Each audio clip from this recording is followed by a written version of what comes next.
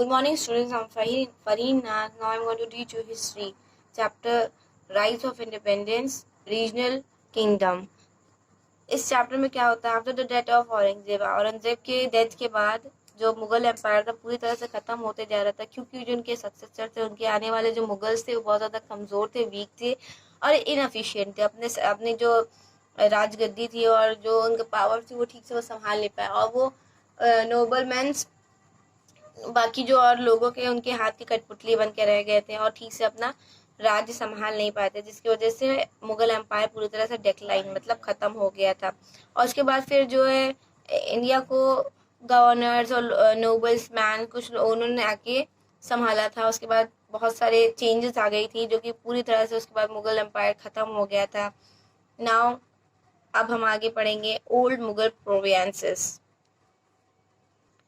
फिर इसमें क्या होता है? इसमें हैदराबाद, अवध, बंगाल, राजपूत, सिख, माइजोर एंड मराठास, ये जो है बहुत ज़्यादा पावरफुल और इंडिपेंडेंट आज़ाद किंगडम हुआ करते थे। But the ruler of these kingdoms did not break their formal relation with the Mughal emperor. उसके बाद जो उनके जो रिलेशनशिप थे, जो अच्छे अच्छे ताल्लुकात थे मुगल्स लोग से, वो ख़राब नहीं करना चाहते थे रूलर्स, वहाँ के जो किंग्स थे। इसलिए वो उसके बाद दे occupied high मनसबदारी position and enjoy the trust and confidence of the Mughal emperors. उसके बाद उन्होंने वो जो है उनकी जो पोजीशन थी उसको इन्होंने एंजॉय किया, और जो कॉन्फिडेंस था, ट्रस्ट था, उनका जो भरोसा था मुगल एम्परर्स के लिए, उन्होंने उसको बरकरार रखा। और मनसबदारी मीन्स जो उनका रूल, उनका जो पोजीशन था वो उनको बरकरार रखा उनके साथ। Consequently during the 18th century में बहुत सारे नंबर्स ऑफ इंडिपेंडेंट लोग अपने रीजन्स जो है धीरे धीरे आज़ाद किंगडम होने लगे। उसके बाद ऑन द डेब्रीज मतलब रिमेन, वैसे ही रहना है, न इधर न उधर, ऑफ द मुगल एम्पायर, लेकिन वैसे ही था। Almost all the rulers of the independent और religious kingdoms followed the political system and spirit of Mughal administration. उसके बाद जितने भी एडमिनिस्ट्रेशन जो भी किंगडम्स बनते जा रहे थे, जो आज़ाद हो रहे थे इंडिपेंडेंट किंगडम्स, उन्होंने जो मुगल्स के जो पॉलिटिकल सिस्टम थे और जो स्पिरिट थी उनकी, उन्हीं को फॉलो करते वो चले जा रहे थे, क्योंकि उनके लिए वो सब नया था। उसके बाद धीरे धीरे जैसे चेंज होने लगे, वैसे वैसे इनकी जो पॉलिसीज, इनके जो रूल्स है जो किंगडम्स के लिए जो थे, वो वैसे ही इनवेरिएबिलिटी मतलब ऑलवेज वैसे ही सेक्युलर वैसे ही रखे गए। In spirit of these developments होते जा रहे थे, लेकिन उनके जो बाकी जो किंगडम्स के सक्सेसर्स जो आते जा रहे थे, लेकिन कोई भी जो किंगडम्स है, जितने भी किंगडम्स थे उनकी जो इकोनॉमिक क्राइसिस थी वो उसको पूरा नहीं कर पाया था। उसको उनके तरह सक्सेसफुल, जो मुगल्स जितने सक्सेसफुल थे, जितने अमीर थे, उस तरह से वो नहीं लेकिन कर पा रहे थे ड्यूरिंग 17th सेंचुरी एडी। फिर next topic is Hyderabad. In AD 1724, the state of Hyderabad was founded by Nizamul मुल्क असफ जा। जो हैदराबाद था उन्होंने ढूंढा, उनको नाम दिया हैदराबाद। निज़ामुल मुल्क ने असफ जा जिनको कहा जाता था, he was one of the most leading nobles, जो कि बहुत अच्छे नोबल थे, नोबल मैन थे, जो कि बहुत अच्छे मैन थे, किंगडम संभालने वाले थे। He played a significant role in the overthrow of the Sayyid brother. उन्होंने सैयद ब्रदर को निकालने में बहुत अच्छा रोल निभाया। Consequently he got the viceroyalty of the Deccan.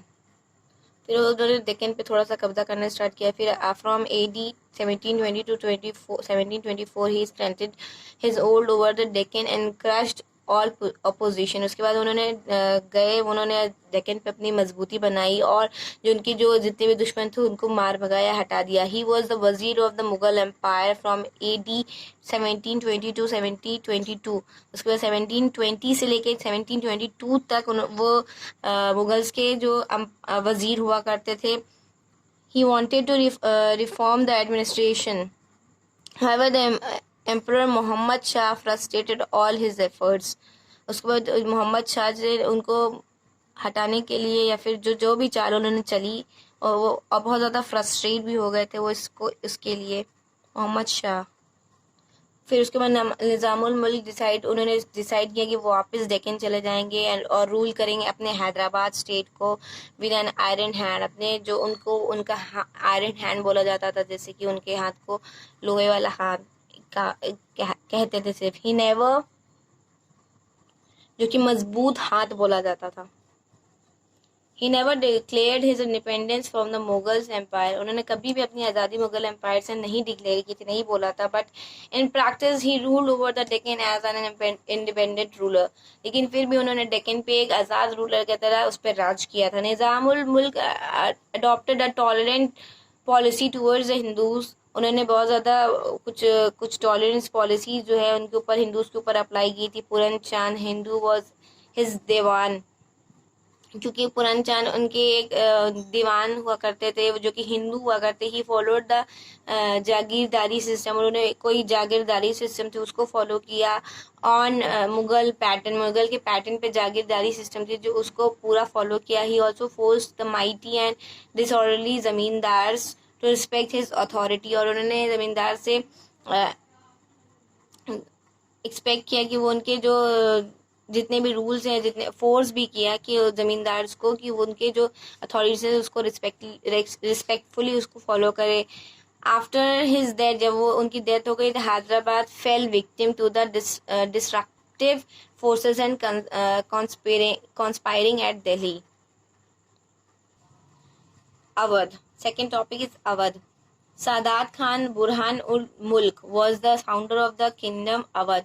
Sadat Khan जो थे बुरहान उल मुल्क जिनका नाम था, वो उन्होंने अवध को ढूंढा था, उन्होंने अवध की खोज किया था। इन AD 1722 में he was appointed as the governor of Awadh. 1722 में उनको अवध का गवर्नर बना दिया गया था। He was a genius, energetic and iron build person. एक वो बहुत ज़्यादा एनर्जी और जीनियस और बहुत ज़्यादा अच्छे दिमागदार इंसान थे।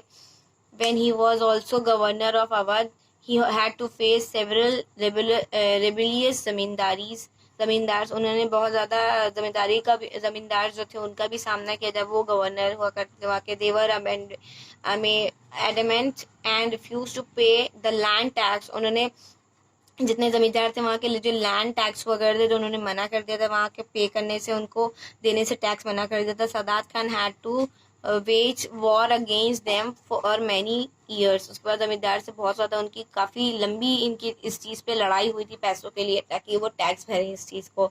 On the basis of political and sightedness, Sadat Khan suppress the mighty and turbulent zamindars.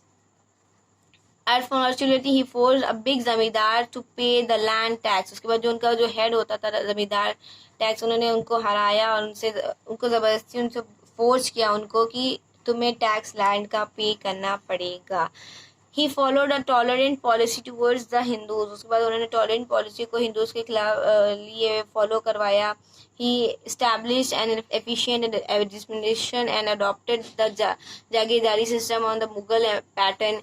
He died, उसके बाद उनकी डेथ हो गई 1739 में। वह succeeded by his nephew Safdar Jang. उसके बाद उनके राज्य जो उनके नेफ्यू को बोला सफदर जंग को।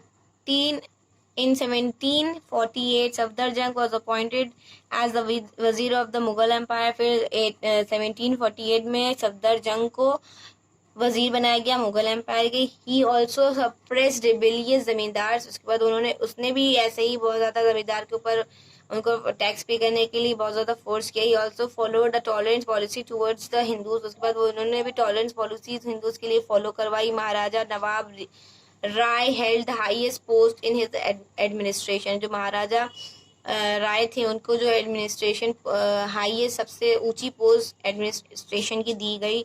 Safdarjung kept a very high standard of personal morality. Safdarjung जो थे उन्होंने काफ़ी पर्सनल मॉरलिटी स्टैंडर्ड उनका हाई रखा, ऊंचा रखा। He died eight AD 1754। उसके बाद वो मर गए थे 1754 में। He was succeeded by his son. उसके बाद उनका जो बेटा था शुजाउद्दौला, उसने उसको उसके बाद उनकी राज्य को संभाला AD 1753 से लेके 1775 तक।